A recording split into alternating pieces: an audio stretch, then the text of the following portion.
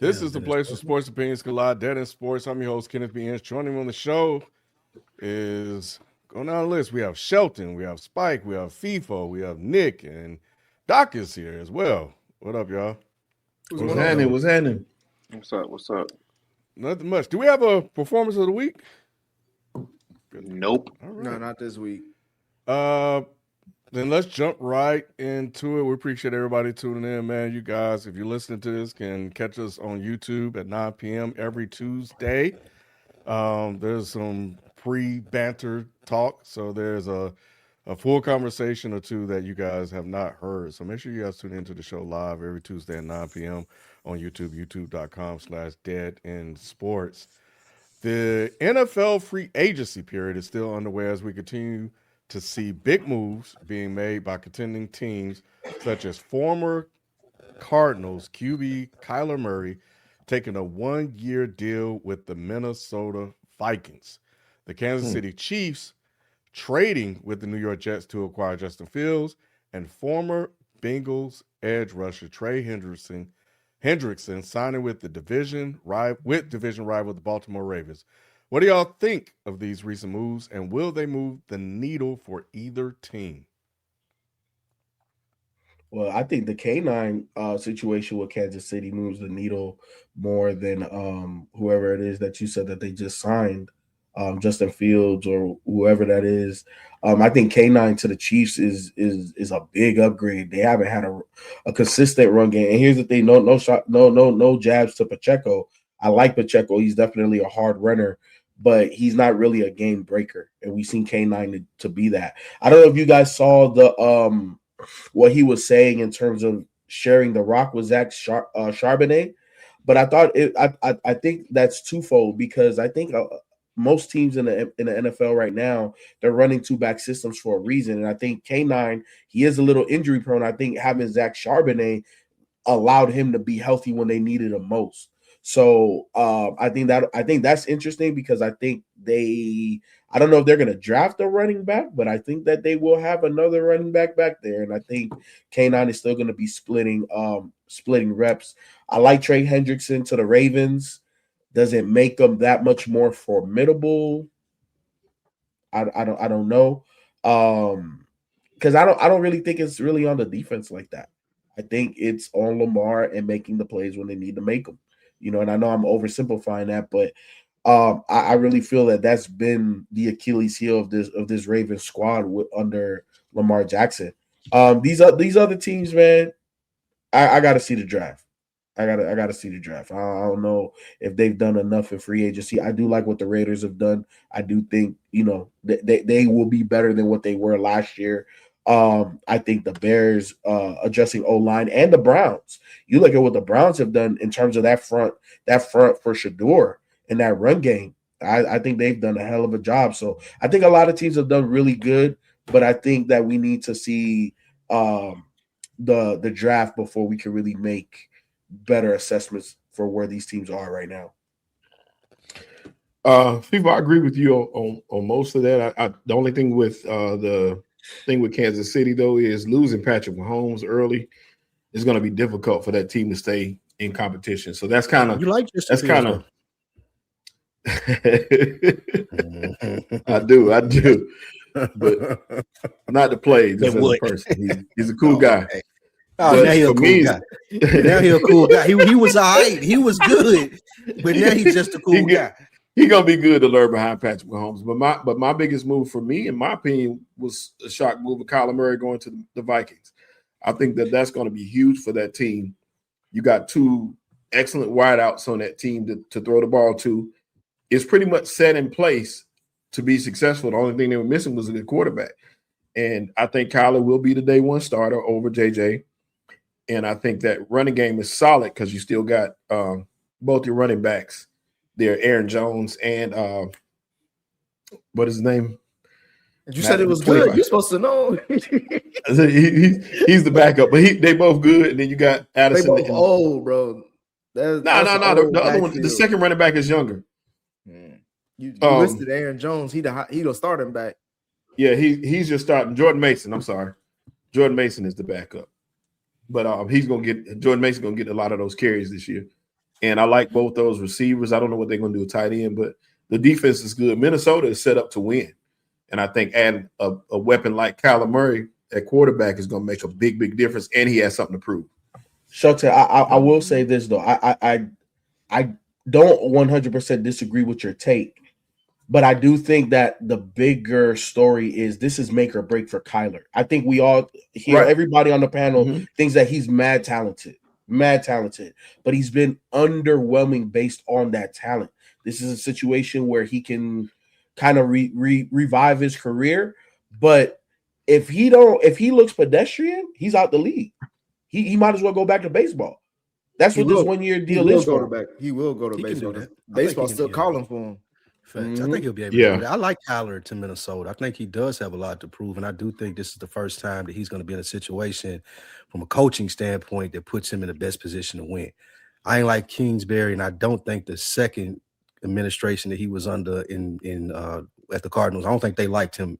They didn't like his attitude. They were saying a lot of people in the locker room didn't like Kyler. He has this attitude that the teammates can't get down with. I think being with Justin Jefferson in Minnesota, being around a winning culture, being around a head coach that's really in the, like, he's a quarterback whisperer versus Kingsbury is more of an offensive guy. My guy from Minnesota is can't think of his name right now, but the guy head coach from Minnesota, McDaniel, he'll quarterback guy, McDonald. Yeah, he's a true quarterback guy. So I think Kyler's talented enough to do some damage there, and I want to see how that plays out. I think Justin Fields going to Kansas City is a big deal too. Like, I didn't know who was going to be quarterback for them until Mahomes got back. This way, they don't have to rush him. I know last week I was talking about how much pressure that's going to put on Kenneth Walker with Mahomes not being there and them not really having any other offensive prowess, but Fields is going to kind of take some of the edge off. Like, he's not a good quarterback by any means, but he's talented enough to be with Andy Reid where he can make that offense look different, as it can scare some people and they can win some games early until Mahomes get back. So I like that as well. Those are the two biggest for me. Yeah, go ahead, Fivo. No, I was just gonna ask real quick. How did y'all like the Jalen Waddle move to Broncos? Because I think that helps him out a lot. Yeah, great pickup. Yeah, especially with Courtland with Sutton out there and doing what he's doing. They've developed a relationship with Patrick. That's the third receiver that can get open in space, and you got three really, really, really talented receivers now to go to quarterback who's still learning the game. And I think that's going to be really good for him to be able to spread that ball around. Somebody's going to be open at all times. So that team is going to be formidable. You're going to have to look. You're going to have to pay attention to that team. So they just need a quarterback. They just one quarterback away from BP. Come on, don't be disrespectful like that. Bo Nix is fine, Nick. Bo Nix is saying when they needed him, Sheldon, he literally didn't even show up. Yeah, he wasn't fine either. His ankle's still on the field. Boy, I don't know what happened. But I think out of all the recent pickups, I do like Justin Fields to Kansas City because he's now with a head coach that if he don't get the best out of him, then that will tell you that Justin Fields was never meant to be on this level. But I do think they'll be able to go 500. I'm not expecting them to, have a huge winning record and be like Mahomes never left. But I do think, especially in that division and how tough it's gotten, I do expect them to at least go 500 based off of Andy Reid, not more so Justin Fields. And, of course, of Kenneth Walker, who's a Super Bowl MVP.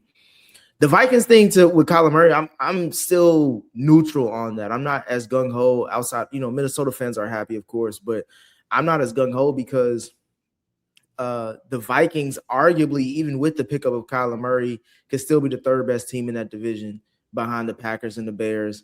Or even they may be the last one with the Lions, depending on what they do moving forward in the draft. But I'm just not sold on Kyler like that.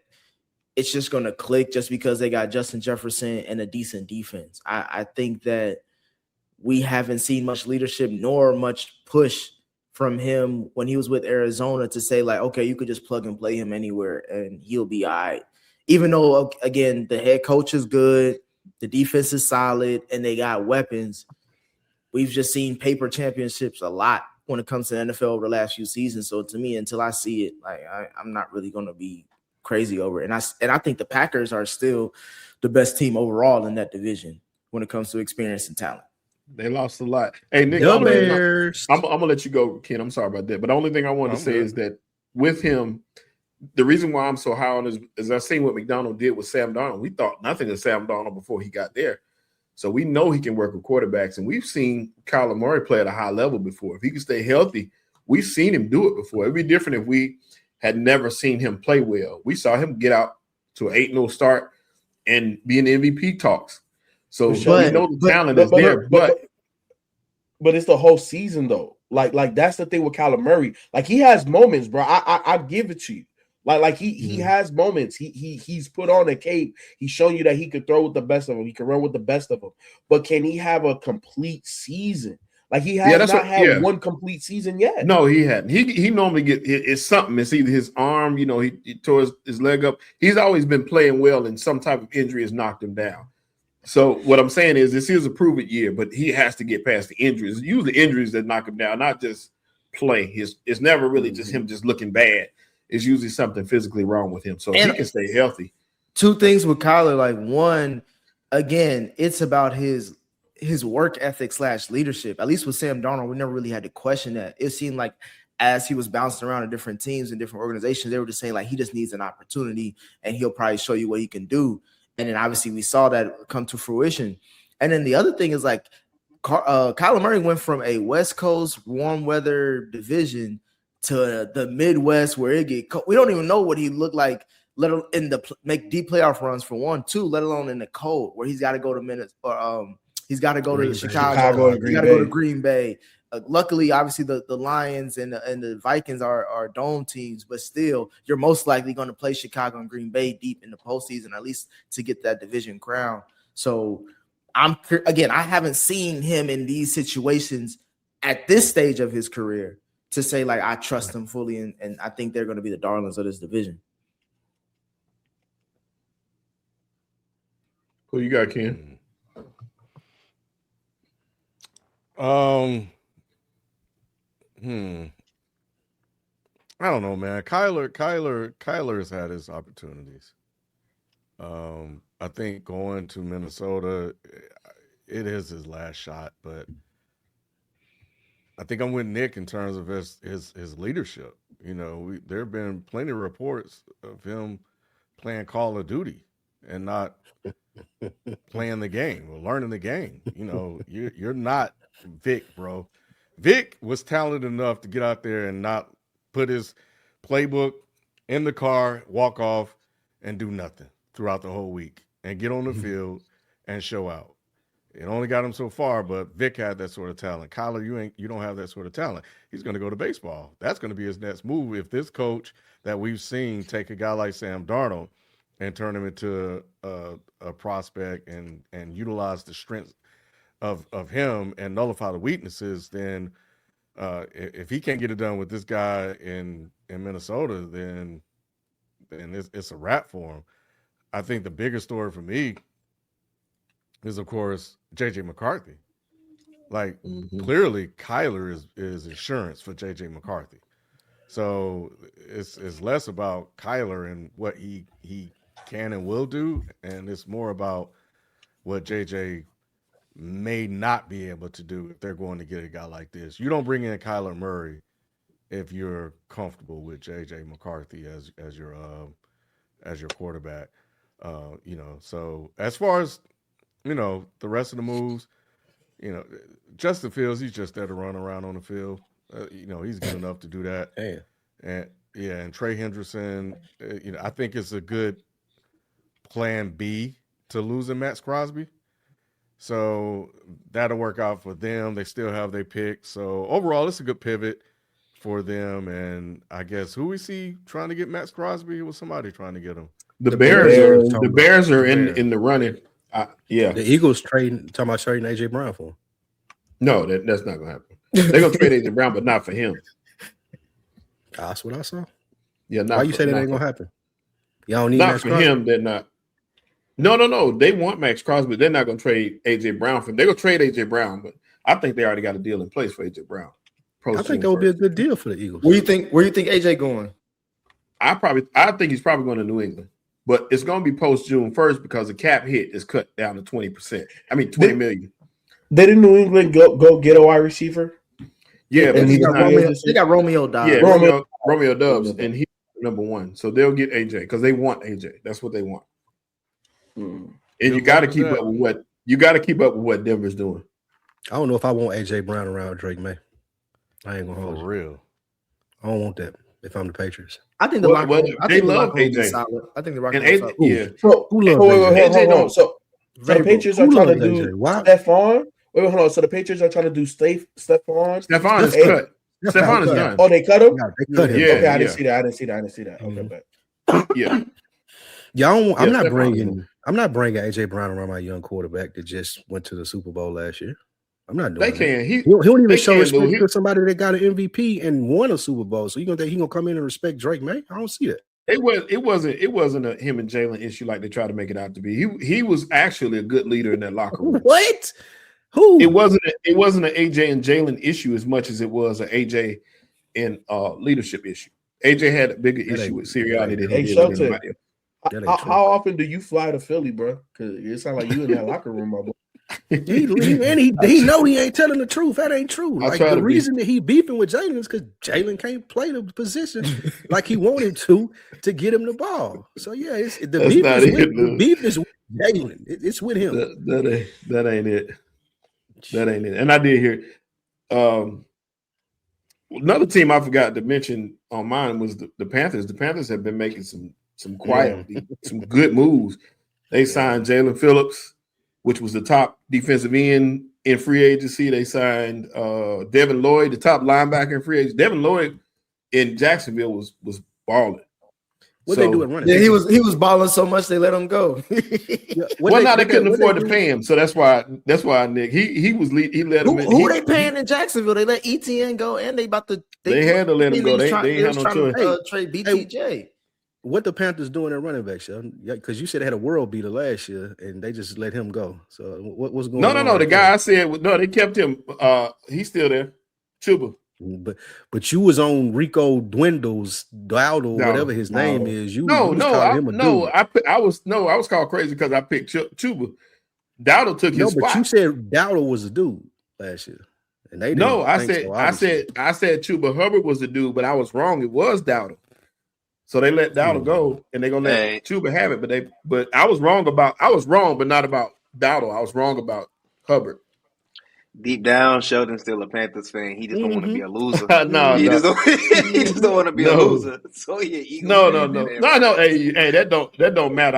I've been a Hornets fan and ain't never leaving. So I've been losing. I was a 1-15 Panther, so I don't care about that. But they signed another center, and they signed like 4 offensive linemen. That team quietly built around what they had, and they already had some success going in. So that's pretty good. They brought in John Mechie, who played with Young at Alabama. Mechie ain't shit. Mechie is not that bad though. He actually had a pretty good time with the Jets when he was there. So I don't think Mechie's gonna be that bad. You couldn't even get that sentence out. Let's move on. I couldn't. I couldn't get it out. You got them repeating winning the division, Sheldon? The Panthers. Sorry, as the I do. Yeah, I was going to say I think so though. Doc. And the only reason I think so is because their coaching is solid, and they got some. Like I said, they got some dudes out there. And the biggest thing that they did was improve the offensive line, and that was what they needed to do. Now they need to figure out if Chuba is going to be the running back that I thought he could be. I thought he was a good running back, but like I said, keeping Dowdle would have meant more if I was them.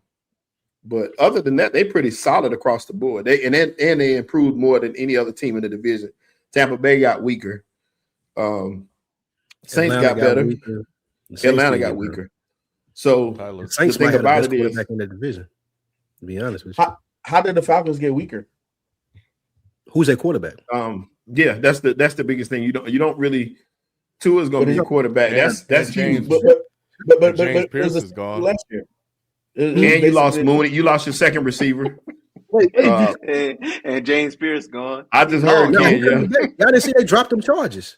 They dropped the charges on Pierce. They dropped part of the charges. They dropped the police part of it. They ain't dropped the whole thing. Yeah, bro. Okay. I'm about to say all the shit. All that shit ain't getting dropped, nigga. No, Lou saying like everything else. Home the ball. Hey, that's what I said. I was like, damn, they dropped all the charges. Lou sound like them niggas who been defending. I wasn't defending it. I wasn't defending it. No, don't do that. I wasn't defending him at all. I just seen maybe probably a fake headline, but it was like they dropped the charges. But now that y'all saying they dropped the no, that's real. They dropped the aggravated assault against the police part. Like he was resisting. Okay, but he still got the charges. But they didn't drop what it all the other stuff is still. Yeah, he out the league. The Falcons got worse because they lost a top of the line pass rusher, and now they don't have a quarterback. Like I'm not trusting Tua, and we didn't know if they had one even when they had. We didn't know if we didn't know if they had one. Nick said they did though. Hey, you lost Darnell Mooney too, who was your second receiver, and you lost your second running back in Algier, who played a big part. If I'm the Panthers, I feel like I'm the best team in the division. I still think the Falcons. Look, I'm not saying that the Falcons are going to have a better season. I just wanted to know how they got worse because, in my opinion, quarterback was always a question mark, right? Like it was a question mark when they got the white man that's rich as hell. In terms of Kirk Cousins, I think it was a question mark with Penix, and I agree, it's still a question mark with Tua. Not saying that their second wide receiver, what's his name, Darnell Mooney, isn't good. But I think he's replaceable in the draft. Right? Who's the pass rusher that Pierce, that they lost? James Pierce. James Pierce had a hell of a year. And they traded their first round pick. To get him too. Yeah, 100%. So look, at the end of the day, I don't think they're in a horrible situation. The reason why I say that is if for whatever reason they are the worst team in the division this year, right? We know what they're going to draft. They're going to draft quarterback. Because the quarterback is at the end of the day the only thing that the Falcons. What do you mean the Falcons? They're not going to draft no quarterback this year. They're not drafting quarterback. That would be a fireable offense. No, not this year. No. I'm not talking about this year. I'm not talking about this year. Okay. I'm talking next year because we know. No. Next draft in 2027. It depends on Penix how he comes back. Though I don't think it does. Fast. But shit, that nigga has how many ACL injuries? Yeah. And he's about to be 28. Seen the picture with him with both legs taped up in the wheelchair. That ain't real, Lou. That's. I know it's fake, but it's funny. It's still funny. It is funny. It's an accurate representation of that. He good though. He'll be fine. I think. I don't know about that. I think with the Falcons, as much as you, FIFA, I think you said like this is a make or break year for Kyler Murray. As much as I hate to say it, it's the same thing with Michael Penix because, like you said, like they're in a easily like. You could talk yourself into it saying like they're going to be one of the bottom 5 teams of the league, which means they'll have a top 5 pick, which means that they're probably going to be, if he comes out in the Arch Manning sweepstakes or whoever's going to be the top quarterback or top 2 or 3 quarterbacks in that draft. And since they fired the GM and the head coach last season, this whole new regime wants to have their own handprints and their own situation.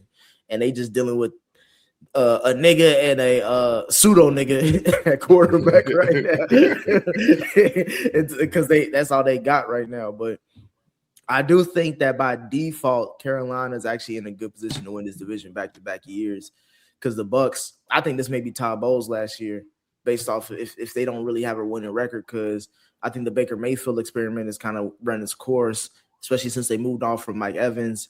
And all the other receivers are old and hurt, except for that. What's his name? Ekibo, the rookie. Yeah, the sophomore going, and that's the only shining spot they got. Everybody else on that defense old. Everybody like they gonna start blowing up that team probably by the next season because it's just everybody's old and they get younger. And then the Saints, the Saints ain't gonna compete till 2035. I'm not worried about the Saints right now. No, they were strong last year. Like, bro, they just is gassing up the Saints for no fucking reason, bro. It ain't nothing strong. I'm not about gassing them up, but they not bad. They're not a bad team. Like if you see their quarterback, they're not good. We say they the LaRusso of the NFL.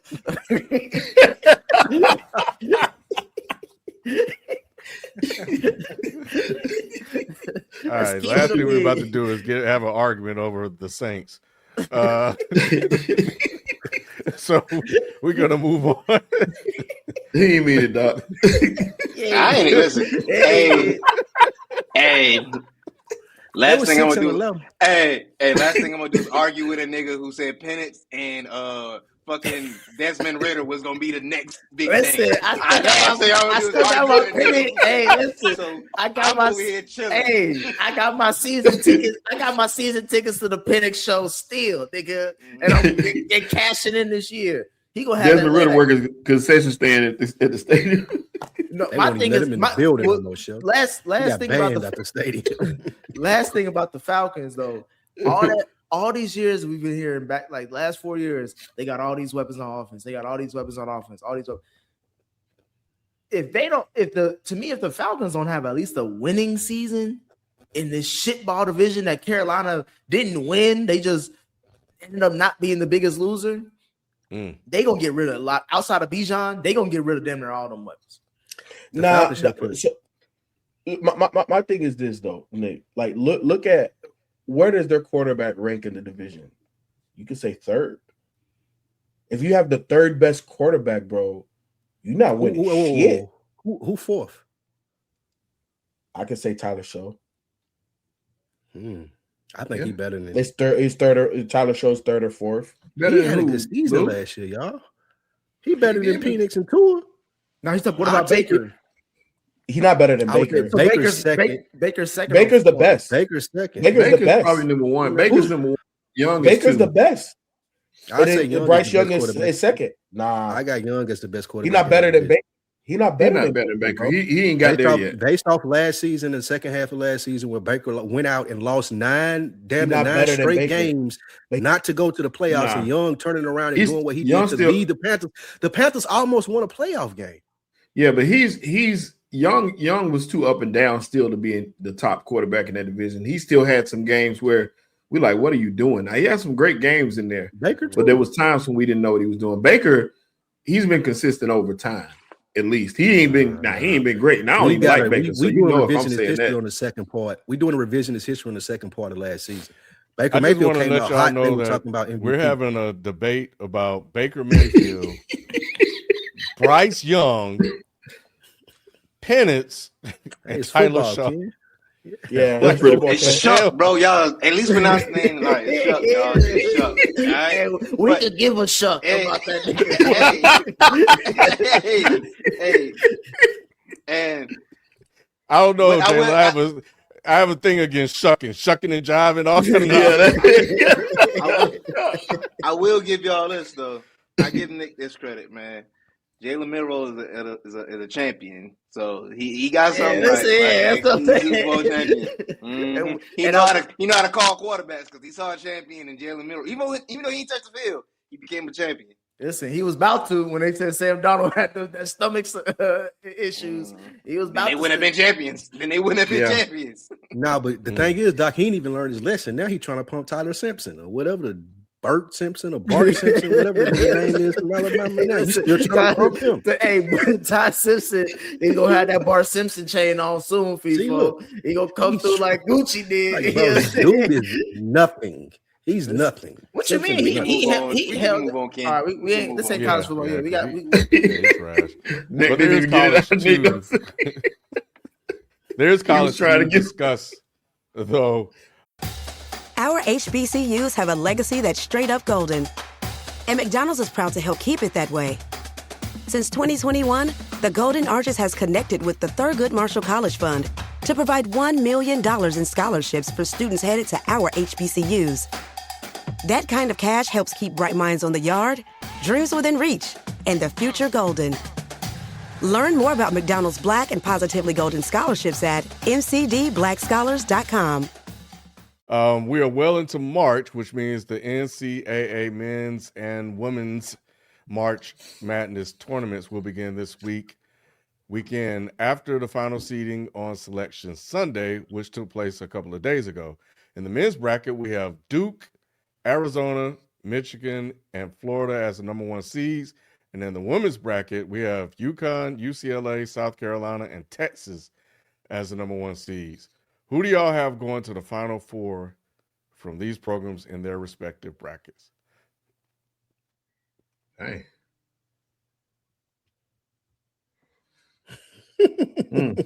These niggas don't watch no college basketball. But like, so I do, Doc, but I've been staying away from my brackets. I'll give you mine. Yeah, I ain't done my bracket yet. But I tell you, out of the East, men and women. We do with the women. My Final Four gonna be the top 4 teams are gonna be the Final Four women because it's like that every year. We might as well not even waste our time with that. It's the same every year. There's no parity in women's college basketball. That's not and true. I love women's basketball. That's not true. You ain't tapped in. You just follow South Carolina. That's it. So just be quiet. You trying to make a point that ain't a point. Go ahead. Doc, come on now. You know. Who you got winning it all, Sheldon? Just tell me who you got winning it all for women's. For the women, it's gonna be UConn, but I'm South Carolina tried and true, and I'm really praying that we pull it out. But I don't think Don can beat them UConn girls. They strong. And pun intended with that. Pun intended with that. Championship. Huh? South Carolina not making it to the championship. I'm scared, Doc. I'm scared this year because these girls they're not as solid as I want them to be. The South Carolina team is kind of, Joyce could play better. Joyce played like I saw somebody say she played the first half like who all over there. She don't start playing until the second half of most games. So we need her to step up big. Joyce, if you're watching the program, South Carolina needs you for a full 4 quarters. Come through and win that thing. But I got in the men's side, I got my top 4 seeds are going to be. I do think Duke is going to come out of the East. Out of the South region, I got my Tar Heels, even though I think that's going to be a long shot. Arizona out of the West, and the 4th team out of the Midwest is going to be Michigan. That's usually not right because, with the men, you're not going to have all number ones. That's 3 number ones out of the 4. But I think this year, those teams at the top are really, really strong. I got Michigan winning it all. So for me, as long as Duke don't win, I'm okay. But I think Michigan is strong. I think Michigan and Arizona are the top 2 teams, in my opinion, overall, even though Duke has had a strong season. I just like Michigan and Arizona and what they do. Arizona is more battle-tested than any other team because they had to play a tough schedule to get where they are today. But, yeah, this Michigan team is tough. I got Michigan State coming out of the East. I think that they're Tom Izzo, of course, and then they got veterans on their team, so I respect that. Out of the West, I have Arizona, but I would really like it to be Arkansas. That's my dark horse. They guard. I can't guess his name. Acuff.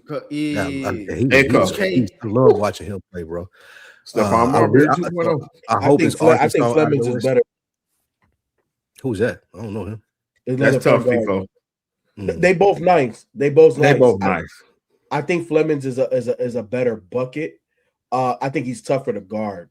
Like when I watch Acuff, he don't create a lot of separation on his scoring opportunities. I'm not saying that he's not good. I would definitely draft him if I needed a point guard. But me personally, I like Flemings better. But Acuff is nice as hell too. I got Iowa State coming out the Midwest, and I got Vanderbilt coming out the South. Vandy. Mm-hmm. Your bracket is probably closer to mine because you don't watch. Because I don't watch? I watch more college basketball than you. Stop it. And for the women, it's UConn. It's just the only pick I got. UConn and UCLA. That's the pick. They're like them gonna be I know enough. I've watched enough to know that, Jalen. UConn, UCLA. That's gonna be the final matchup. I don't know, man. UCLA might not beat LSU. If LSU make it through there, so I don't know. I don't trust them.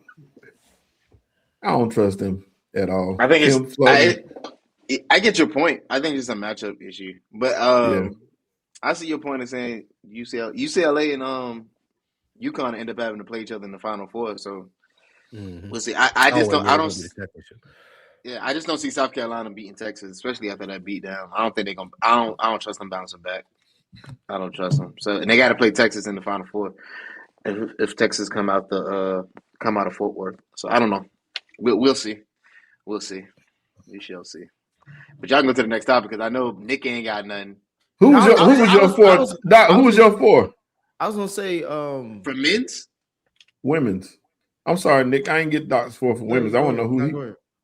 UConn, South Carolina, LSU, and Texas. So it's 3 to 1s. Yeah. So 3 of the 1s and the 2. Yeah. I can see that. I just don't think LSU. Like I said, I don't think LSU. They don't come to play every night, man. I just don't trust Kim and those girls like that. They got the talent. They just don't put it together all the time. But we know what Malaysia do. Yeah, we should say we're gonna see Flage show up too when she need to. So we can see. We'll see. We'll see. For the women's, whatever Doc said, I'm gonna roll with that. To see. Honestly, because I'm up here, I was gonna say UConn. I mean, UConn is always a default, but yeah, whatever Doc Final Four, it sounds good. For the men's, I'm going with Final Four. I would say I'm going with Duke, even though I sneakily like UConn is in that side too. And Ohio State. That's my super dark horse is Ohio State. But because they got Duke and UConn in that, I'm just gonna go with UConn for that one for the East. For the West, Lou, I'm with you. I do like Arkansas, but Arizona just plays really good defense, and I think that's gonna get them a lot further down the line just because of that. In the South, give me Houston. I think I like Houston. Houston's always been a solid program. I like their head coach. And as they're a sneaky number 2, if you can be a sneaky number 2. And of course, Kim, man, this was my, if I was gonna do a bracket, this is gonna be my team to scare everybody to make it to the Final Four. But then Cuz had to go get caught with some weed and get felony charges. So I was gonna go with Bama. Bama was gonna be my team to do an upset. I'm still. I wonder why, Nick. Don't deny. Don't act like I ain't picking them. Still, it's just not as strong as it was because Cuz did some goofy ass shit. I thought he got caught with Nick. I thought he got that caught nigga got caught with with 2 pounds. Nigga was trapping. No, 2 nigga. That nigga was I thought it was just bro. I thought he had a smoke sack. I was like, oh man, they getting him smoking. That nigga had it was, man. That was all he is. He was trying to do his smoking stack and start a whole damn barnyard. You gotta do that with somebody left that in his room, man. Come on now. Nah, he was trapped. Nah, he was damn near the plug and the connect. He from the crib, man. Like, what's going on, man? You getting NIL money? That's what I was saying too. And he's not like he's the second best player on the team. He's not a 6 man. He's not like deep on the bench. Like he's like one of these guys. And I'm like, he from the crib, bro, man. You know what happened? He had some company. You know what happened? That nigga the weed man on campus, and everybody know it. But he fucked up somebody parlay, and they snitched on that nigga. That's what it was. No, that's facts though. That's what it was. I need to know what you play on a premier basketball team and you selling those. Like, bro, what are you doing? Doing a damn Tariq St. Patrick. Come on, man, bro. That's crazy, bro. Yeah, but yeah, that's my Final Four. Give me Duke, North Carolina, Arizona, Tennessee. It sounds like you just named 4 teams. Just like those is 4 states. Those are 4 states he love in the South. Those are the places he like visiting on vacation. Just like I'm gonna pick 4 teams out of hat. Yeah, but I am excited about this tournament. Bro. I'm excited about this tournament because it's a lot of good college basketball being played, and there are a lot of good players like Boozer, Acuff. My guy from BYU, like I want to see these guys in the dance and what they do, and like how good they are in these scenarios. So I'm glad we get to see this year. Yeah, there's gonna be a freshman dominated situation in these field of 64. This is the most excited I've been for a tournament in a long time. In a minute, I will agree with that. Yeah, I'll agree with that. And that's because there's so much parity. And the crazy part is, I think Duke got screwed. Even though I hate Duke, and my only mission for this tournament is Duke not winning it. I don't care about much else other than shutting Manny up. But I think they got screwed because they got the toughest bracket of all. That bracket is pretty tough. That is disgusting. Yeah, that's wrong. They did them dead wrong because they were the number 1 seed. They should have gotten better love than what they got because they got that second round matchup against Ohio State or TCU is going to be tough in itself. That's what I'm saying. That's the second round. Yeah. So yeah, and St. John's is on fire right now. St. John's is on fire. You hear me? And they ain't no joke. So you got some tough teams on this side. The Michigan States, the UCLA, the UConns. That's tough. That's a tough. You come out of that bracket, you done something. Because to me, Arkansas got the easiest path. I mean, Arizona. And Arizona, like I said, to me, Arizona is the top team technically. I think they have the most complete unit, and they can get it done in a lot of different ways, and they play the best defense out of it. Them in Houston. Houston and Arizona is two of the toughest. Them like grown men out there. So I like watching both those teams play, and they're gonna give everybody else fits. So this will be a fun one. Arizona got to watch out for Wisconsin. That's going to be, I think. Yeah. So. Well, yeah. As far as the women, good luck. That championship game gonna be 106-36. Now you know what I mean. We're gonna have Doc do his own little short segments on YouTube. Give us updates on the tournament. It's gonna be Doc and Beezy. Beezy watching it too. B gonna have the Lions draft in the background because he's still watching football suit only. But yeah. Keep hope alive. Moving on, man. Our HBCUs have a legacy that's straight up golden. And McDonald's is proud to help keep it that way. Since 2021, the Golden Arches has connected with the Thurgood Marshall College Fund to provide $1 million in scholarships for students headed to our HBCUs. That kind of cash helps keep bright minds on the yard, dreams within reach, and the future golden. Learn more about McDonald's Black and Positively Golden scholarships at mcdblackscholars.com. Continuing with basketball, we turn to the NBA and see that the LA Lakers have improved to the 3rd seed in the West. This is largely due to their improvement on the defensive end, where they rank 24th in the league and now sit in the top 10 in most categories. Should we now take the Lakers seriously as a contender in the West, and what are the expectations for the Lakers this season? No one knew and no one cared until Manny made it a point to let everybody know that they're on a bit of a hot streak. Answer to your question, Ken. Answer to Ken's question, no. No one cares? No, you shouldn't take them serious. They may make it to the second round. Maybe if they lucky. The ceiling is the conference championship. Yeah. But I don't see them beating the Spurs. I don't see them beating OKC. And even that win against Denver, it was a good win. But, it would still be a hard series for them. I don't see Denver making it out the West, but that'll still be a hard-fought series for the Lakers. And then you have Bron having to play games within 2 to 3 days. So, yeah, I don't see them coming out the West. The roster's still bad. Like, they got a great defensive stretch right now. But, I wouldn't put too much stock into it. Their issues matchups. I know you got more depth on this than I do. I think we spoke about this a couple of weeks ago when we were talking about who should they get rid of with J.J. Redick and LeBron. It shows that J.J. Redick is doing a good job. Luka's doing a good job. Austin Reeves is doing a good job. LeBron is settling into this new role. I don't trust the system or not the system. I don't trust the roster. I think JJ is a good coach. I think Luka can take them places. I think Austin Reeves is good. I just don't think LeBron needs to be there. And to that point, second round exit is what I'm looking at. They can't beat the Spurs. They can't beat the Thunder. They can't beat the Nuggets. They might not be able to beat the Timberwolves. So as long as that being said, this season, in-season stuff, regular season stuff is cool, but when the playoff time comes, they don't have the roster to beat any good team in the West. Yeah, it comes down to matchups, and that's the Lakers' issue, right? So I agree with everything that Doc is saying, Spike is saying. When it comes down to the matchups against these top-tier Western Conference teams, they're just going to get exposed like they have been in a good part of the season. And the main issue is that the roster doesn't fit.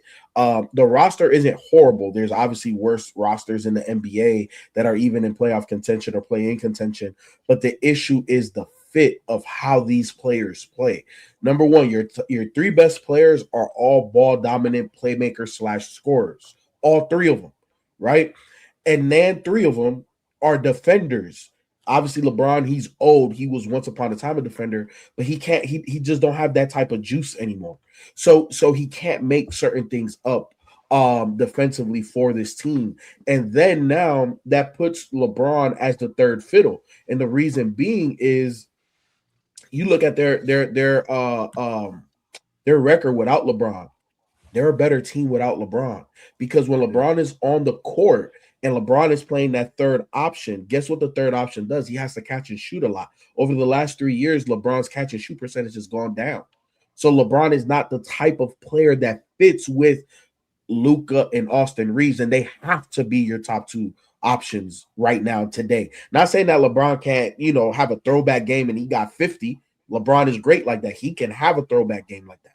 But you can't expect for him in a series to carry you.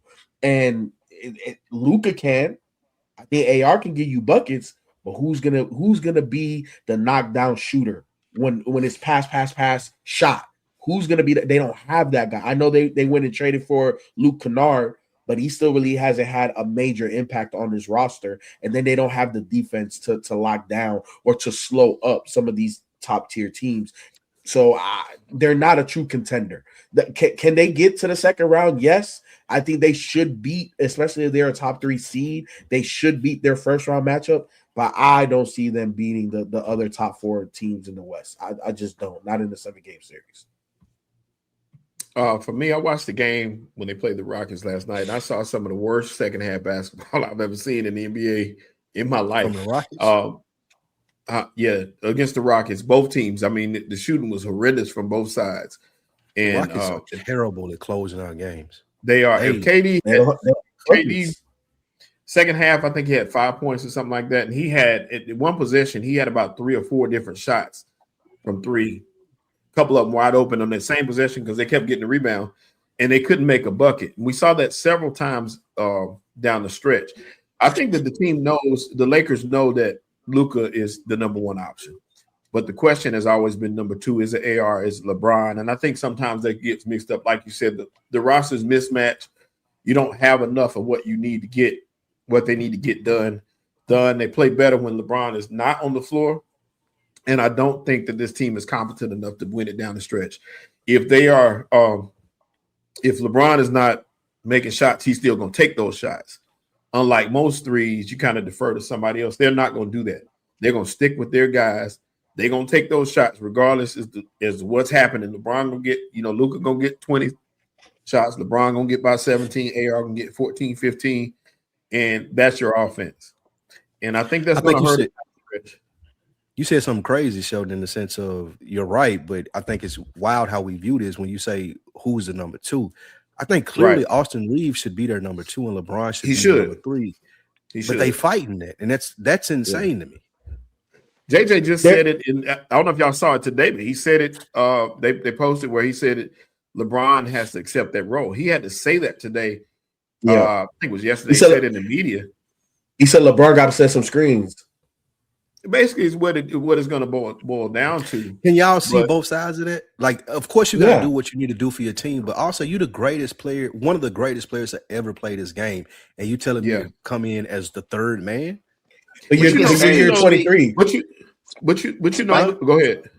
I was gonna say Spike can speak his heart. This is a safe space. You can call LeBron the greatest, bro. It's okay. No. Space. Just because everybody else gonna attack, you know what I mean? You can't say it. Hey, but I seen Jordan play, so I know who the greatest is. I seen Jordan play, but if like he's one of the greatest. Yeah, to be considered Jordan that you have to take a 3 roll. That's all. No. To be considered that though in LeBron's Jordan case, play 23 years either though.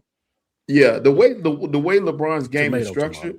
It would benefit him. It would behoove him to accept that role and play it. It would extend his career, and it would make him look better than what he's trying to do now is, because everybody looking at him like all eyes are on him. They see he's forcing shots. They see he's forcing himself into a place that he ain't supposed to be. If he accepted his role and played the role, the team is winning, which is good. But like I said, down the stretch when it matters most in the playoffs, when these other teams suit up and you got to play multiple games back to back, and the same team, it's not gonna work as smooth. But Shelton, but the issue with LeBron, in my opinion, is not really even offensively. Is that your third best player on a championship roster, right? And I'm talking in general here, right? Like I'm not talking any specific player, but typically your third best player on a championship level roster, that person has to be on point defensively, right? Even if it's not necessarily on ball, off ball, being able to affect the weak side, be on point on rotations, right? Like that third guy has to be locked in defensively. That's number one. Number two, the third guy offensively is a recipient scorer, meaning that you are cutting baseline, you are finishing lobs, you are catching shooting. You are not going to have that many possessions where you are either administering the offense or you are getting your own bucket, right? Now, all that being said, as a coach, you can navigate this situation a little bit better, right? And I've been on JJ Redick's side. I've been one of the only people being pro JJ Redick from the beginning, right? I think that an adjustment that JJ and LeBron have to make, because he does have to accept the third role for this team. That's just what it is. Has he not accepted the role? I was waiting to get he's there. fought it. He's fought it a little bit. I don't think so. He's fought it a little bit. Sure. The only reason I was the only reason on court. I'm talking about on the court. Wait, hold on. Let me finish this last point. JJ needs to allow or force LeBron to be Bron with the second unit. You can't be Bron with AR and Luka on the floor. So that would be coaching. But part of that is coaching. What does LeBron said about it? What does LeBron said about being the third option? He said he has to accept his role. Yeah, the thing about it for me though, Ken, is the amount of shots. I don't think he has, because the amount of shots he's taking. He's working through it. He ain't really accepting it, but you can tell there's, even if you watch them play, there's still ego there in the sense of I'm LeBron James, which rightfully so. Like I get him saying that. However, they to a point in his career with JJ and the other guys there, like he needs to lean into it. It don't look like he leaning into it. It looks like he's like, all right, man, if it's what y'all want me to do, I am LeBron now. So if y'all need me to do something else, I'll do it. But if it's what y'all want me to do, he seems so reluctant in doing it. I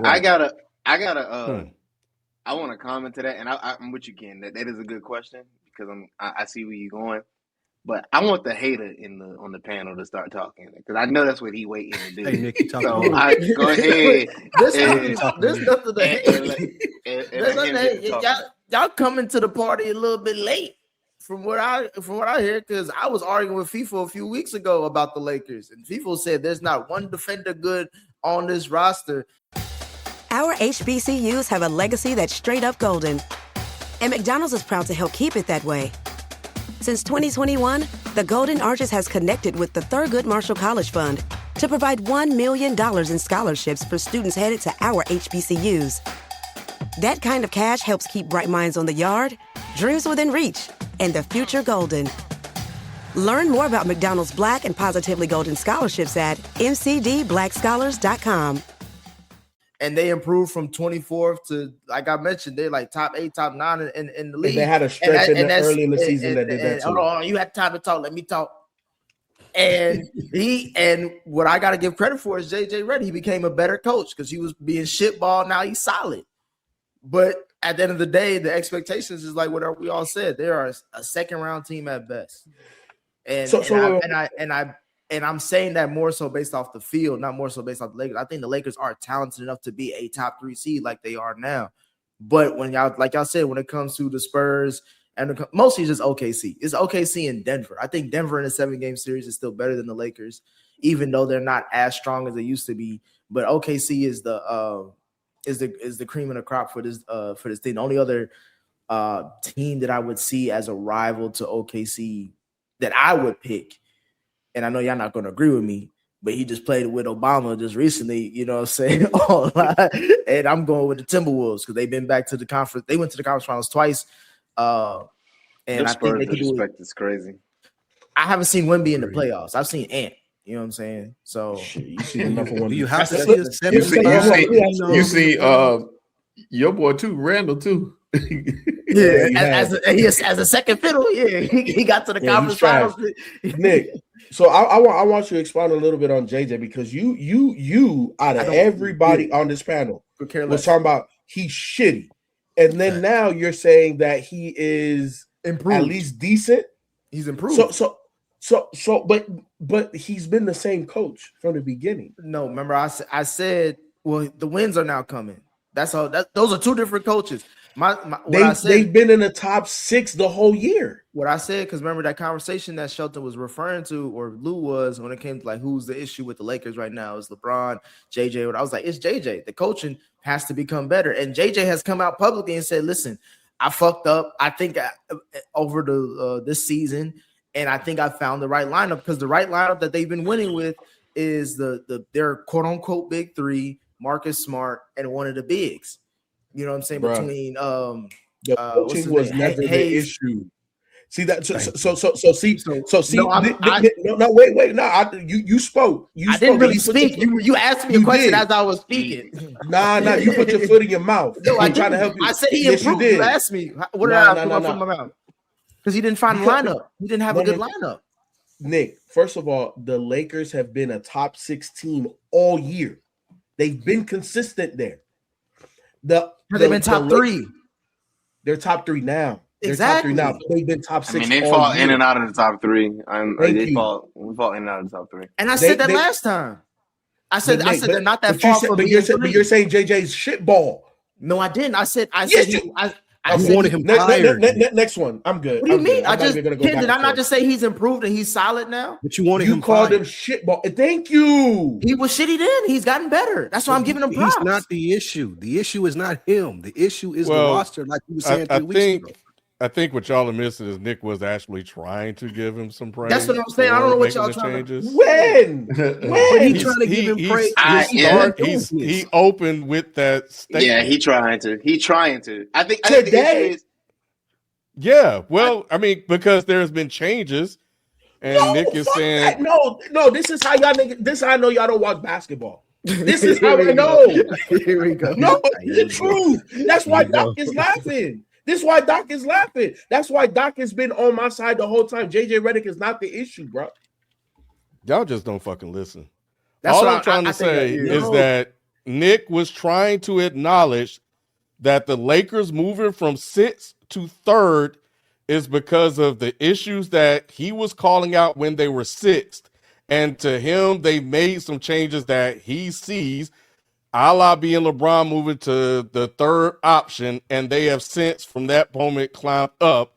But before he could get it out, y'all jumped on him and did give the man a chance to at least get his point out. Because Ken, the thing is that like Doc just said, the Lakers have been 3rd throughout the season. The Lakers have not been shitty. The Lakers have not climbed from 10th all the way to 3rd. They've been consistent. They've dealt with injuries. They've dealt with. Okay, all right. Let me try. All right, So, Nick, Nick was trying to give JJ his props, and I understand why he's trying to do that. But the turnaround, well, Nick's point of reference is that the record has changed, the play has changed, so the coaching obviously has changed. FIFO's point of reference is it's not the coaching is the reason that it has changed. Like, not much. If I'm honest with you, Nick, not much has really changed, bro. They have been inconsistent like this all year. They were top 3 at the beginning of the year. Austin Reeves was hurt. Luka was not consistent. LeBron was in and out of the lineup, and they fell off. They're not going to be a top 10 defensive team. This is just a spurt. They're not going to stay top 10 for the rest of the year. And I get your point of trying to say that it's a change because of JJ. I'm not taking away from you thinking that, but my point is that it's JJ has been pretty consistent. He's arrogant as fuck. He is arrogant.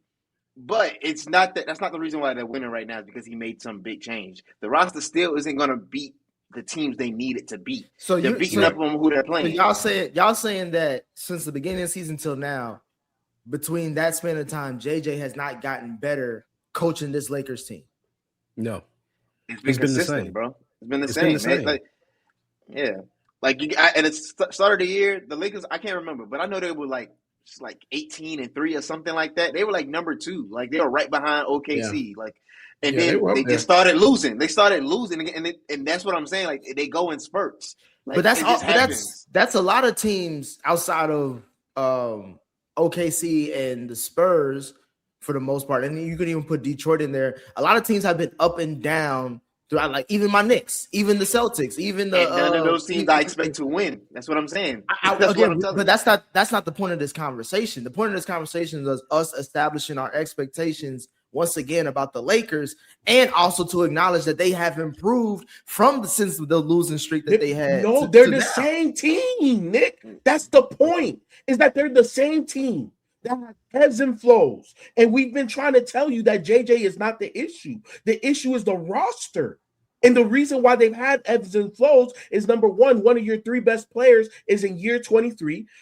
Your best player doesn't play defense. And then the other player is he's been hurt. So people, let's say if the and I'm not drinking right now, I'm just drinking some cranberry grape. But if the Lakers get to the Western Conference Finals, who will get the praise of that? Or you just have to wait. You have to see how they get there. It's going to be Luka. If they get there, it's going to be because of Luka. Yeah. That's going to be the fact. Like, he's going to go in one of those runs like he went with Dallas. And if we look up and we see the Lakers, 50-point there. Yeah, exactly. We look up and see the Lakers in the in the Western Conference Finals. It's going to be, Luka put them on his back finally. If they make it to the finals, though, then it'll be a JJ thing. Like JJ took this, like he helped make this. Yeah, I'm giving the credit to JJ if they make it to the Western Conference Finals. But I'm saying it'll be Luka, like Spike said, is because they can make it to the Western Conference Finals if Luka has one of those amazing series in the second round. Like if he just can go ball out, because they'll end up probably even playing Denver or San Antonio, and that means them niggas went off. But Luka usually he plays at a high level in the playoffs. Like that's his default. He's one of the best playoff performers, period. Arguably in NBA history. You know what I'm saying? So that wouldn't be surprising. But that wouldn't be. I mean, no one expected that Dallas team to go to the finals based off the construction of the team. But like y'all said, because of Luka going crazy, it just happened. That's what I'm saying. Like I guess we'll have to wait and see. I know we're talking about an if scenario, but I'm saying like that wouldn't be the surprising factor to me about the Lakers getting there. But you know what, Nick? The thing about that Mavericks team, right? Like obviously Luka gets all of the credit that is just due. He was their best player. Kyrie gets a lot of the credit because he was playing Robin again, and he's one of the best Robins to a ball dominant point forward. We've seen that. The difference is that Mavericks team had a formidable front line and wing defenders. And so Luka could just go get buckets. Great roster. Yeah. Right. For Luka, it fit. This Lakers team, this roster doesn't fit. We'll see if they get to the Western Conference Finals, but none of y'all niggas show up that day.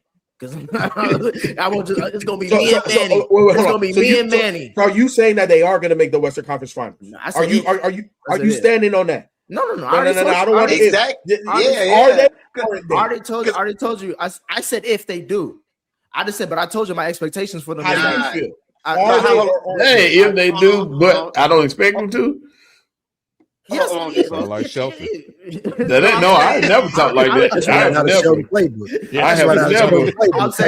I have never done that. That be y'all. I have never. I do not expect the Lakers to get to the Western Conference Finals. That's what I said. But if they do, I want my credit. Nah. You don't get no credit. You gotta stand on get credit. You already said JJ should be fired. Now you out. I'm the only one that don't do that. Nick, you said that. No, I'm saying you said that. I said JJ should be held to the same standard with Darvin Ham. No, you said he should be fired. You said JJ should be fired.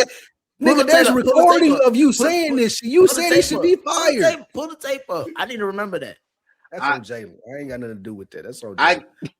As a person, I want to see Bron win, so I'm not gonna be mad if they make it there to the conference finals. And if they make it to the finals, I just don't believe they're good enough to beat the Spurs or OKC. That's. And the question was, are they seriously contenders in the West? No. And that's the answer is no. Like, No. they're just a good team. They're your Knicks. Don't do that. Don't do that. Right, you're top heavy. We made it to the Eastern Conference Finals last season. But this year, y'all will be out in the second round. So By it's who? the same thing, bro. Y'all Yeah, got to see right. Detroit or Boston. And I know y'all Get Detroit out of here, nigga. Detroit got your number, bro. Detroit regular season. That don't mean shit. Boston had our number regular season last year. You see what happened to them last year. They got their ass bounced in 6. Yeah, Jason Tatum tore his Achilles. Okay. That was after we had a 2-0 lead. Okay. Hey, man. What were you gonna say about LeBron, Jalen? In this third round thing? But I get everybody's point on like he need to just sit in it, but it's hard, bro. Like, you have been the man, and even when you didn't want to be, like, you still had to be. And you always the person that carries the offense, runs through you and moves through you every single time. And now you're not just moving to number 2. You're moving to number 3, bro. Like, to number 3. That is an adjustment. Yeah, you Chris basically. Bosh. Like, that's nuts. Yeah, that isn't. And you see, it took him a year for Chris Bosh to get into that. Like, so it's gonna take Bron a minute, man. And I'm not mad at it. I get everybody's point of like he should just accept it. It's not as easy as not just being the man. You have been considered one of the best players ever. Top 2. Come on, bro. Like, that is a hard transition to now looking at, especially when this is your second year in this offense. I gotta change my whole thinking about how it's surrounded around me. Yeah, I'm not gonna hold it against him too much, but I get y'all point. I'm just not gonna hold it against Bron too much. Hey, y'all see the Hawks on a bit of a hot streak. They're on a heater right now. Not a bit. Not a bit. Nick, I will give you props here. We need to have that conversation about Steve Kerr. We got to have the conversation about Steve Kerr. I'll give you props there. Nah, FIFO. We need to have that conversation about Trey Young because I've been telling you that. I'm like, as much talent and as who he is, he don't. But he did a lot for the city, though. He took y'all to the Eastern Conference Finals. He could. That's not nothing to. He did, and I gave him respect for that. But it's like, as an Allen Iverson fan, it's just I want to win as a Hawks fan, bro. You can do a lot for the culture. That's what I'm saying. Like culturally, as a player, like Allen Iverson will always be my favorite player. But I also recognize there was limitations on him winning because of the style of play that he had. With Trey Young, culturally, and for Atlanta, it fit. But we was never gonna win with Trey Young. It's just the truth of it. Like it was never gonna happen. Who the dude now for the Hawks? Jalen Johnson. Jalen Johnson. Shit. Jalen Johnson. I'm about to say you fuck around. Kuminga might be the nigga. If he can stay on the court. He ain't been on the court. Somebody else was hooping. Jalen Johnson. Wait, I was watching last night, and what was Buddy name with 3 names? What's his name? He had Alexander Walker. Yeah, that's SGA's cousin. He just had a good game. Don't worry. He had a career game. He was with Minnesota, I think, last season. He's like somebody that can. He like when he go off for 30. Now when he go off, but he's never that consistent with it. He's SGA's cousin. They very similar. Yeah, he's not really a scorer like that. He's a 3-and-D guy. That's Johnson's team though. Johnson had a triple-double last night. And that's what he does. He's gonna rebound, get you assists. He's gonna do it all and points. So even with Kuminga can focus on the offensive side of the court and do what he's capable of doing. He's very talented scoring the ball. But Jalen Johnson gonna do all the work. This Pelicans pick mess around and be a top 3 pick, man. Y'all ain't gonna tell me shit coming into next season, bro. Ooh, they get the Banza. That'll be nice. One of them point guards. No, they need one of them point guards. They definitely need a cuff. It ain't one. They need a cuff. So hold on. It's a cuff and Flemings. I like both of them, but I wouldn't take a point guard in this draft top 3. If the I was gonna say Falcons, if the Hawks get like a top 5, top 7 pick, then yes, I'd take one of the point guards. But if it's one of them 3, bro, and the Banza's on the board, you gotta. I understand. Banza's not gonna be there. He's not gonna fall out of the top 2 though. Yeah. But what might end up happening if we don't make the playoffs, we can end up with two top picks in the top 7.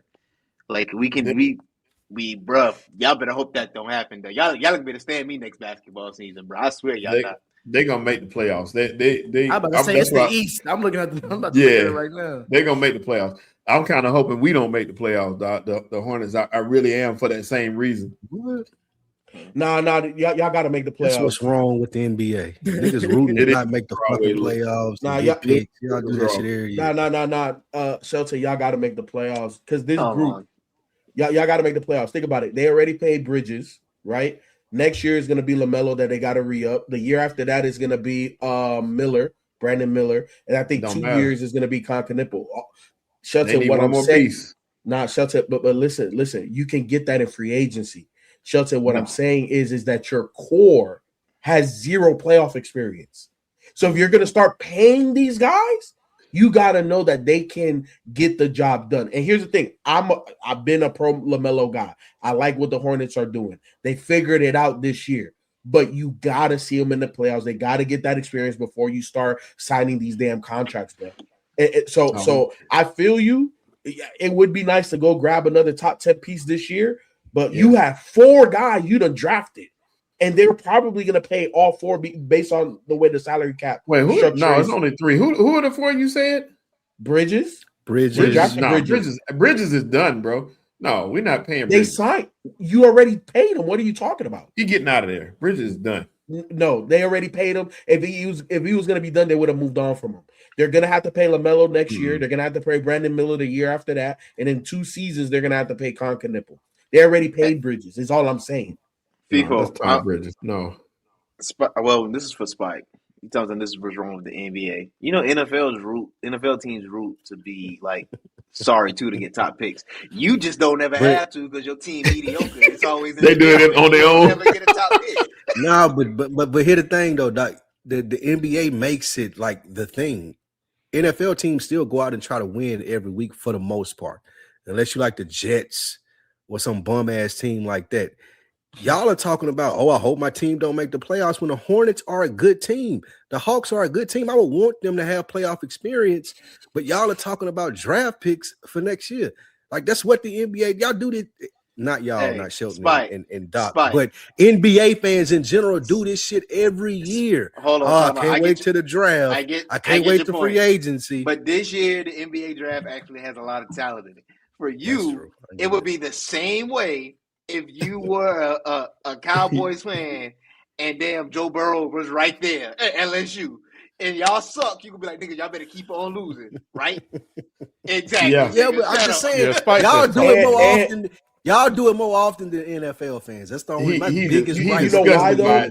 My biggest gripe with the NBA is the off season is the season that matters. That's you know why though? Because here's the thing. After the KD to the Warriors, they done shrunk the salary cap space. So the only way to get better, because you're not going to sign a whole bunch of free agents anymore. That's number one. The only way to get better is to get talent at a cheap cost, and the only way to do that is through the draft. Yeah, I don't know why y'all engage in Spike in this conversation. He just be saying shit, bro. He knows the NFL do the same damn thing. They don't. Tank for Arch, tank for this, tank for that. Come on, man. Well, nobody but Nick tanking for Arch. Nick was the only nigga in the world that was tanking for Arch. I'm trying to tell you, once Arch come out, hey, listen. What's Peyton? He gonna go to Atlanta. He better. Peyton's better than Arch already. Please don't let Arch come in Atlanta. Arch come to Atlanta show, hey, it's gonna be Jack Harlow every night. For real. It's gonna be over with for Arch. Arch come to Atlanta, it's gonna be over with, bro. Apparently, Bryce Harper just hit a home run to tie this World Baseball Classic. Venezuela. It's 2-2 bottom. 2-2 top of the ninth. Wait, hold on. Did they beat the DR the other day? They beat DR. They barely. Wasn't it controversial? It was controversial, wasn't it? Yeah, it was a bad pitch. I just saw them talking about it on TV. That last pitch was disgusting. It was like it was controversial. It was strike, wasn't it? It was way out of the strike zone, and they called it a strike to end the game. So that was what people were talking about. It was it wasn't nowhere near the strike zone. So that's what. Hey, you already know somebody had money on the line. They say for real. Hey, they got them DR niggas out of here, bro. Hey, Nick, they got them DR people out of here. I'm like, all right, that's cool, bro. We finna call. Get these niggas out of here. They shut the shit out of DR last night. Oh, but it's 2-2 now, top of the ninth. Venezuela up to bat. Aaron Judge just struck out last inning, so That's no surprise. Aaron Don't do that. Gonna cost us. Don't do that, kid. You know, You have Kyle fighting you. Oh man. Yeah. So what is this thing? This World Baseball Classic Championship? The reason that it's getting so much praise now because the players are coming out and saying it is better than spring training for them because it helps them get ready in a real environment. Like these games, they don't mean something, but they do mean something. It's better than being in Florida going against some guy who's going to be on a AAA team for the rest of the year. So the feedback from the players and why I think it's getting so much coverage is that they're like, we get to play meaningful baseball in March. Then we go into spring training and our mindset is already on meaningful baseball. So it makes the product a little bit better. And that's been the whole thing about the World Baseball Championship and why people are watching and why they think it's big in the sense of like they're playing meaningful games in March where they never usually do that. Does it make make the better? Is this it make the product better because the players are more ready. Like they just ready to play. Like the hitters have said and the pitchers have said that like this is better than me going to Jupiter, Florida, facing somebody who I could strike out on any day of the week or I can get a hit on any day of the week. Like everybody's playing for something. Like you're playing for your country essentially. So you playing hard. Ooh. You're playing hard. You're doing your best shit in this tournament fashion. It hyphens up the intensity and then people like it. So it's been fun to watch. Super chats. What we got here from Hurry Up and Bob. Bam Adebayo scoring 83 is a disgrace to the sport. Don't care what people like Doc saying. Wizards got to be better. Those last 4 minutes of basketball were some of the worst hoops I have ever seen. I gotta 100% support this because Yeah. up until them like once they start doing that goofy shit, Harlem Globetrotter shit, that's when that's not a real basketball game. Everything all he did up until with that third quarter, I'm fine with. Congrats to him, but yeah, that last because like even Eric Spoelstra got involved doing coaches challenges. He was challenging shit that didn't even need to be challenged. Yeah, I was like, all right, bro. I guess, bro. He got to do that. I mean, you feel how you feel. Bam ain't do shit to deserve none of this shit. Bam for the record, bro. If it was me, I'm going for the record.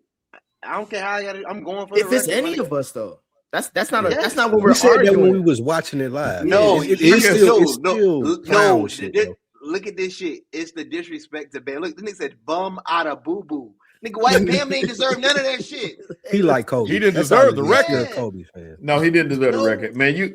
To be for me, man, it's got to be done in the spirit of the game, and I think that game was not if you're gonna do stuff like foul down the stretch just to get him free throws and man, that's too much, man. We don't want to see all that. The Warriors shouldn't have went for 73. Because they already had clinched the West. Like they got to set their players on rest. They played that last game. That ain't an individual, but that's not that's not fouling down the stretch. The game was if they win in the game, they win in the game. You playing the game, you got to play the game to win. They weren't playing the game to win; they were playing the game to get in points. So there's a huge difference in that. It wasn't even to actually break a record; it was to be in second place. To be in second place, bro. I mean, I think the other thing is too. It was his grandma's birthday, and she passed away. She died at 83. Give the man some sentiment. Give that man some sentiment. If you want to give him some sentiment, there goes some sentiment for y'all. How old was she, Jalen? How old was she? She died. She was 83. She was 83. Get the fuck out of here, bro. Get the fuck out of here, man. It was I'm not questioning you. I'm just saying all of that's bullshit. I'm going for the record. My point is going for the record. I was giving you some. I'm going for the record too. So I'm going for the record too. But they deserve the backlash though. Like if you going for the record and you make it look like that over the last 4 minutes, that's something like every criticism that you get, you deserve. Because it didn't look like it when Kobe did it. It didn't look like it. I don't know what the fuck it looked like when Wilt did it, but no one does. Yeah, right. We don't even know if that really happened. But it happened. If I'm scoring 83 points in a game, it looks better when it's Kobe and they needed the 81 points. If I'm Bam and it's just like, oh, I got 70, I might as well go for 83 and we're gonna foul and stop the play. That ain't real basketball, bro. You know the crazy thing is, Spike, about what you just said, is I was listening to some teenagers talk, and they say that same stupid ass shit too. That we don't have proof or evidence of Wilt's 100 game. Who scored 100 points because there's no video evidence of shit. So how do we know it really happened? They got video evidence of everything else, but we ain't got the 100-point Wilt game. We got Bob Cousy dribbling around. What year was it? We got Bob Cousy dribbling around with Plummer. What year was it? We got all this other shit, but I ain't never seen a picture of him scoring 100 points. Do you think that white people, because the kid made a very valid point, there's no way that they would say a black man broke a record in that day and age if that shit didn't fucking happen? This is very much true. They'd have been disproved that by now. A tall, big ass black man. And one that was fucking all they girls too. Yes. It was 1962. It was 1962. And they got video evidence of Jack Johnson knocking out white men in the 30s. But I ain't got no video evidence of Wilt Chamberlain scoring 100. Jack Johnson was fucking there with women too, Nick. They got video evidence. And what happened to him? He had to leave the country. Our HBCUs have a legacy that's straight up golden. And McDonald's is proud to help keep it that way. Since 2021, the Golden Arches has connected with the Thurgood Marshall College Fund to provide $1 million in scholarships for students headed to our HBCUs. That kind of cash helps keep bright minds on the yard, dreams within reach, and the future golden. Learn more about McDonald's Black and Positively Golden scholarships at mcdblackscholars.com. He left the country. White girl, and I'm knocking y'all out. He left the country, and they created a whole damn law. Right.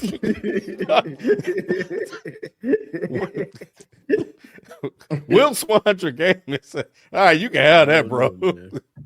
Anyway. Our HBCUs have a legacy that's straight up golden. And McDonald's is proud to help keep it that way. Since 2021, the Golden Arches has connected with the Thurgood Marshall College Fund to provide $1 million in scholarships for students headed to our HBCUs. That kind of cash helps keep bright minds on the yard, dreams within reach, and the future golden. Learn more about McDonald's Black and Positively Golden scholarships at mcdblackscholars.com.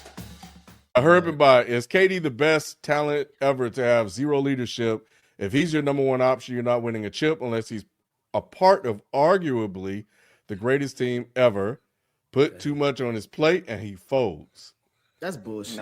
This is a KD hate. Like, I don't know why KD gets some. Well, I do know why he gets a lot of hate, but he has leadership. It's just not enough leadership. What team did he lead? No, he led the Thunder. He led the Thunder to the finals. Did he? He was the leader of that team. No, who was leading that team? Russ. The final to the finals. Russ. Yes. Westbrook was the leader. Ain't say he the best player, Nick. It's the leader was Westbrook. Who were they listening to? They were listening to Russ. To me, KD is somebody is like you. He leads by example. He's not a talker. He's not like Russ, who's a vocal leader, which a lot of people like. He is like, I'm gonna do what I'm gonna do my part, and you gotta, you help out too. You do what you can too. Do you think those type of leaders can turn into like? So now in Houston, they need him to be a vocal leader, and he's not doing it now either. Yeah, that's the whole reason they brought him in there. They brought him in to be a closer. Yeah, I don't know if they brought him in to be a leader. They don't need Ime's the leader. Yeah, I'm about to say that Ime should be that person, but they don't need him to be a vocal leader per se.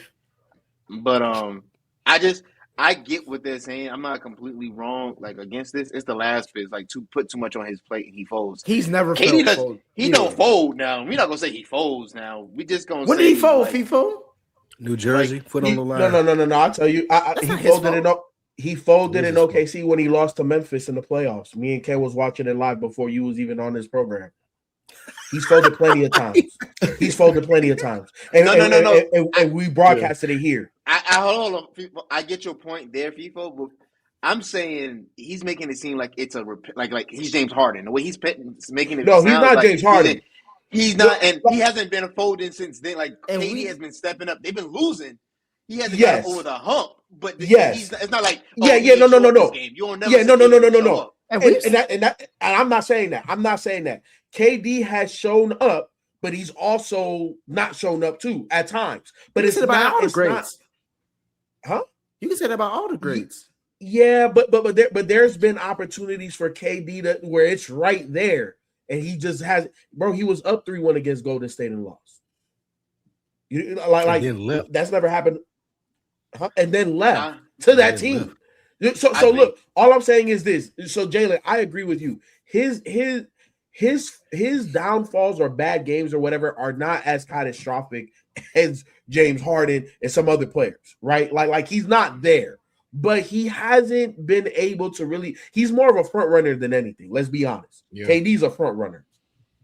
What would y'all say about his time in Phoenix? Was that time in Phoenix? Did he lay an egg in Phoenix? Phoenix was a dumpster fire. That didn't happen.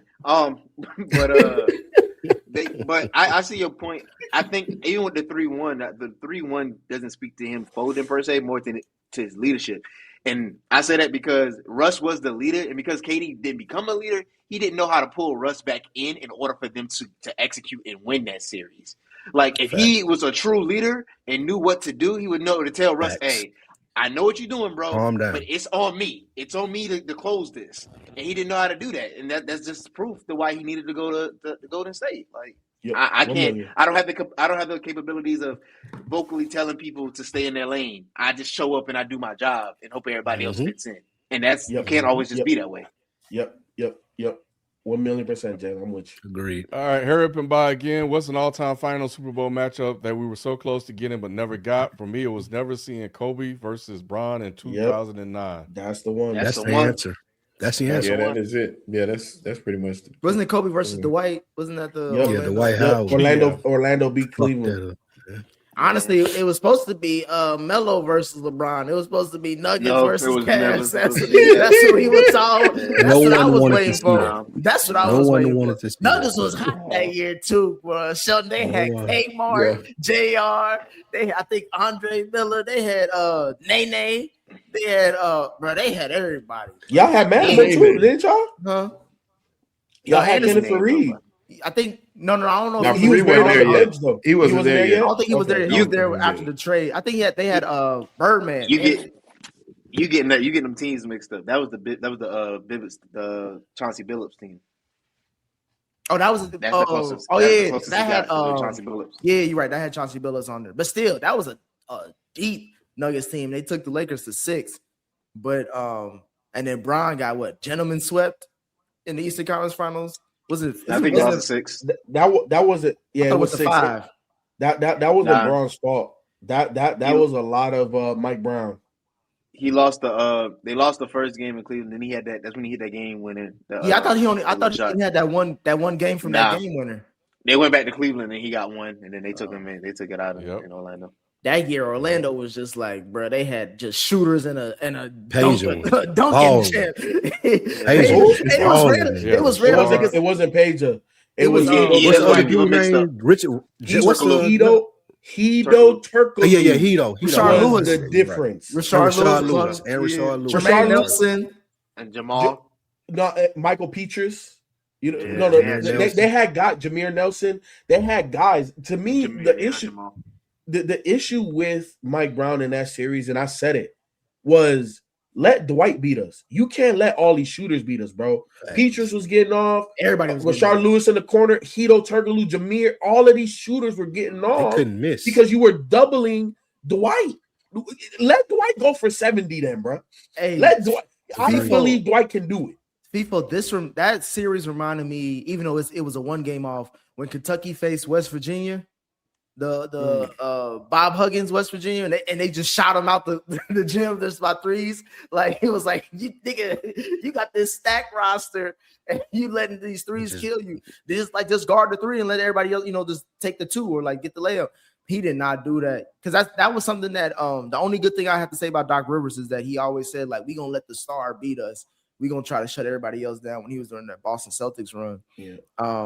Stan Van Gundy outcoached Mike Brown that series. That Magic team, the whole fucking series. That Magic team should have never gotten to the finals. Facts. Hey, my personal one is 2017, Breeze versus Brady. We didn't get to see it. Yeah, I would have liked to have seen those years that Michael was out. I would have liked to have seen Houston play Chicago. in the finals. Mike. Akeem versus Jordan. That's a Yeah, good one. that would have been a good one. I wouldn't have been seeing it, but yeah. Yeah. What was it? Who did Dirk play in the finals when he won his Miami. Miami. When they started, they were making fun of him. Oh yeah. That's right. Then who am I thinking about? I can't remember then. It was never mind. But yeah, that would have been nice to see Jordan and Akeem, bro. Yeah, two of the top stars on the planet, and two of the most fierce competitors going head to head. That would have been a matchup was of the other ages. Akeem and Jordan. Yeah. Oh yeah. I look. Maybe this is an unpopular opinion, but I was born in Chicago, raised in Chicago. MJ's top two for me. Any day he could be one or number two. It is what it is. But I think Houston, the matchup, was not what the Bulls wanted, bro. I don't know. That's why it would have been so good to see. No, I know. I know. I don't disagree. That's why it would have been so, because we know Mike. I don't disagree. I know. But Luke Longley, Bill Cartwright, Will Purdue ain't got shit for a team. But see, I think that's 18. But Mike's still out there though. Mike is still out there. And see, hold on, see people, and this is the thing. I be as a fan, even though I didn't live through it, so that's why I always defer to y'all because y'all actually saw Mike play in that moment. When I think about who Mike saw on the last half, those teams he saw in the finals compared to who Braun saw in the finals, it's like, come on, bro. Like, come on, bro. Like, what we doing? You play who you play, bro. Yeah, exactly. I get it. But that's what I'm saying. That's what Spike just said about Houston. It's like it would have been like people just told y'all it would have been tough. And it would have been tougher than the ones he played. I'm not taking away from what y'all saying. I get y'all point. You play who you play because that's how I felt. I feel about a lot of things. But when y'all be making the argument that Mike is better because he got this, meaning I'm like, well, shit. This nigga made it to the finals, and look who he played against, though. For me, Doc, he's not better because of how many championships he won. He's better because you look at the respect that he gets from his peers. They talk about this man. Larry Bird called this man a god on the court. I ain't never heard nobody say that about Bron. They ain't scared of Bron. They don't care about playing LeBron. So that's the difference. Shelton, when you hear it farther than I was, Shelton. But I'm just saying, like he said that. even to that. I know he said that, but even to that comparison that you made, Jalen, like when you say he didn't beat nobody, like no, Mike beat the people that he had to beat. Like he went through the juggernaut that Braun went through. Like he beat a Magic Johnson Lakers team. Let me ask y'all this. The Trailblazers team was beast mode. He beat a Charles Barkley Phoenix team, like the Seattle team that he beat. This is for the whole panel. This is for the whole panel. What was the best team that Jordan beat in the finals? That Blazers team. You think it's the Blazers team? I say the Blazers team. I say the Jazz. You said who? The Blazers team was top to bottom. You said the Jazz? Okay. Yeah. I think that Blazers team was top to bottom. Ken, who you think? Or the Suns. No, I'm going with the Suns. You going with the Suns? Okay. I'm going with the Suns. I'm going Utah. Okay, Ken, who you think was the best team that Jordan beat in the finals? Probably the Suns. Who you say, Doc? I ain't got no comment. I don't care. Doc don't say he gonna say nobody. No. If I had to pick, think that Lakers team was on the last leg. It was on their last legs. Yeah. So I'm not gonna say that. The Blazers team had. I'm going Utah. It's the 1-2 punch, bro. It's John Stockton, Karl Malone. That Suns team. The Suns team with Barkley, as good as he was playing, Barkley was the MVP. He was MVP that year, right? Yeah. Kevin Johnson, like that Suns team was solid, and it took. So Phoenix was the highest scoring point per game team that Jordan played against in the finals. For me, it's Seattle, and the reason why. Seattle, obviously, and I know that Jordan clowned him. He called him the mitten or something like that, or maybe that was just social media. Maybe I'm conferring, but it is what it is. Gary Payton was one of the best all-time point guard defenders ever, or just perimeter defenders ever. Right. Sean Kemp, the Rain Man, like not the fat man that went to Cleveland, but the Rain Man that was in Seattle. He was a problem. He was a double-double. matchup nightmare. Like Rodman struggled with Sean Kemp. You look at some of them games, bro. Sean Kemp was getting hella buckets. Deadlift strength at the 3. Then you got Hershey Hawkins, which is a knockdown. I love Hershey Sam Hawkins. Perkins, which is a stretch 4 before 5. It was a thing. Yeah, stretch 5 with the lefty push shot. And then they had Dale Ellis, which is another dagger shooter. Like, to me, the construction of that Seattle team was supposed to beat the Bulls, but they didn't really have that matchup against MJ. Like, GP did what he could do, but GP couldn't score at MJ's rate. They didn't have a perimeter guy that made MJ work. 12 points or 15 points a game or some shit like that. In the finals? Who? GP? Gary Payton? GP? Hell no. Now, GP is like a 20 point for his career. I don't know what hold on, let me ask chat what he has. Our HBCUs have a legacy that's straight up golden. And McDonald's is proud to help keep it that way. Since 2021, the Golden Arches has connected with the Thurgood Marshall College Fund to provide $1 million in scholarships for students headed to our HBCUs. That kind of cash helps keep bright minds on the yard, dreams within reach, and the future golden. Learn more about McDonald's Black and Positively Golden scholarships at mcdblackscholars.com. This is my final point, and I know y'all don't agree with me. Every time Bron lost outside of Mavericks, he lost to at least 3 Hall of Famers. At least 3 Hall of Famers. Jordan lost to at least 2. I don't know what that means. What you mean? What does that mean? He beat at least 2. No, he didn't. GP averaged GP averaged 18, 7, and 6 in that series, Nick. So Seattle had 2 Hall of Famers. Well, yeah, they did. 20.3. Yeah. 20, that was for the year. For the series, he averaged 18, 7, and 6. Okay. None of those teams Jordan's face has more than two Hall of Famers. What you mean? John Stockton, Jerry Sloan. I mean, Carmelo. Carmelo. That's it. He said not more than 2. No more than 2. What about that Blazers team? Didn't they have one? Cliff Robinson. They had Clyde Drexler. Cliff Robinson, not a Hall of Famer. Percy. Kevin. They only had one. Clyde Drexler. Terry Porter. Terry Porter was an all-star. Cliff Robinson was coming into his own that year. He was like one of the first stretch or 3-and-D guys. What about that Lakers team? Like I said, that Lakers team definitely had Hall of Famers. Because you got Magic Johnson, but they were Hall of Famers. That wasn't the prefix that you gave. They had Magic and who else? Byron Scott was in the Hall of Fame. Not a Hall of Famer. What about neither is Vlade. James Worthy. James Worthy wasn't in that one. No. Oh, he was in the first one. Yeah, he was. No, he is in the first one. But that's 2. They don't have 3. Okay, so Magic Johnson, James Worthy, Byron Scott wasn't, you said? Vlade wasn't. Again, LeBron only has lost to 3 Hall of Famers in all except for the Mavericks. Now, Mavericks, if you want to hold that against him, I ain't gonna sit there and argue with you. Yep. But every other time he lost, it's been at least 3 Hall of Famers on the opposing team. Yep. Like I said, you look at respect of the peers. That get it for me. Go ahead. LeBron but that's not the argument that everybody makes, Shelton. That's what I was gonna say. You're the only one that's really saying that. Yeah, that's my argument. Yeah, I know. What I'm saying is everybody uses he's undefeated in the final, so that becomes a big debate. No. LeBron got locked up by JJ Barea in the okay, man. Y'all just being disrespectful, bro. That was crazy. I remember watching that. JJ was. They said JJ was like a fire hydrant. That nigga was short. He wasn't moving. And he was catching threes. JJ balled out though.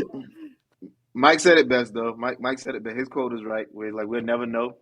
LeBron is his Aaron and he's his Aaron. You only say that because you agree with it, nigga. If Mike nigga, I'm the best. Fuck with y'all. But I've always felt that way. I didn't live with Mike, so when people say Mike is the best, I don't argue. I didn't live with that. I've only seen Bron. I've only gone back and looked at Mike.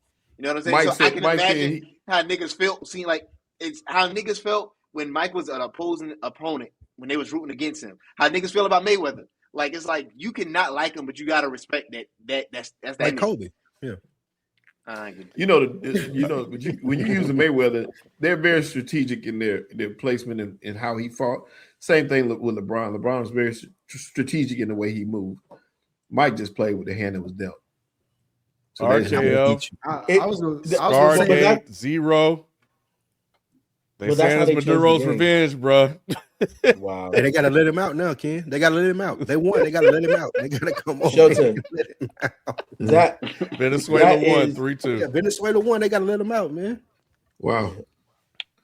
What was it that you said, Shelton? Say it one more time.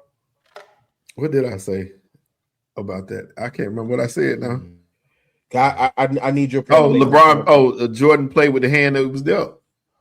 Yeah, so this is LeBron's superpower, right? Like, and this is how he changed the game. People talk about AI, his impact, how he changed the game. We know how Jordan changed the game, branding wise and marketing and all of that. LeBron changed the game through player empowerment. So he's the one that dictated how these teams was going to get built, who he wanted, stuff like that. So yeah, you could say whatever you want, but that's how LeBron changed the game, because you can't mimic what LeBron did on the court. You know what I'm saying? Kobe did that for MJ. Steph changed it with shooting all of these damn threes. But the player empowerment, that is LeBron and how he changed the game. And you're right. You're all right. Good night. All right, last one, man. We get out of here.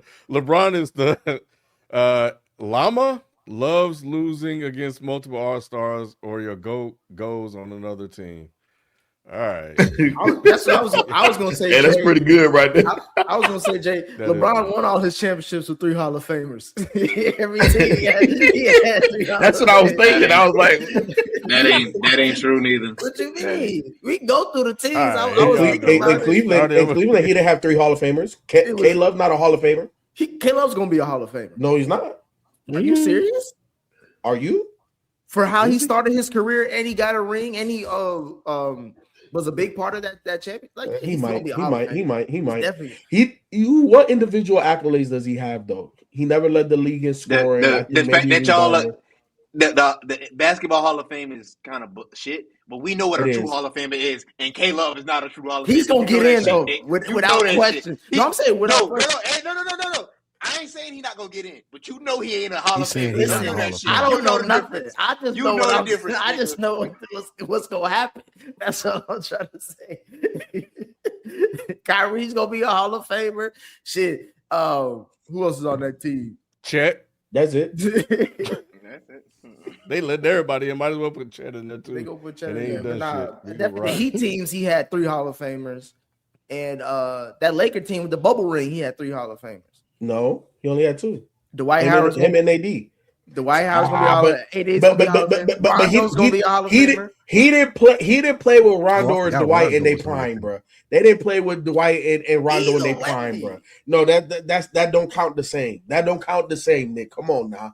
Come on now. When we look at the history books, what else is in that cranberry juice, my boy? What else is in that cranberry juice? It's not just juice. In 20 years, there's gonna be some goofy nigga looking like Jay that gonna say, "Hey, LeBron had all these Hall of Famers." Niggas trying to make the case like he did it by himself. And if Dennis Sports is here, we gonna be talking about it. We'll be like, hell, Jordan had 3 Hall of Famers too. What the fuck you talking about, nigga?